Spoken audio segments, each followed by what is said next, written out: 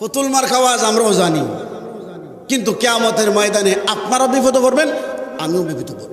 একটু আগে না আয়াত বললাম, হুজুর আনলাম, হুজুর দিয়ে সব আমরা বিরুদ্ধ করতেছেন। না বাবা, যদি কারো হাত আগুনে পড়ে যায় অবশ্যই আপনি বলবেন। একটা বাচ্চা, শিশু বাচ্চা আগুন দেখতে ভালো লাগে, আগুনে হাত দেয়, কিন্তু যে কোনো একজন মানুষ এই বাচ্চাকে আগুনে হাত দেওয়া পছন্দ করে না। সত্যিকার যারা আলেম, কিছু নবীরে ভালোবাসে, এরা চেষ্টা করবে জনগণ কষ্ট পাইলেও যেন জাহান্নামে না যান। ঠিক কিনা বলেন?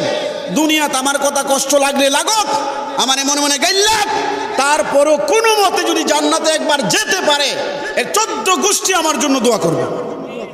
ঠিক কিনা বলেন?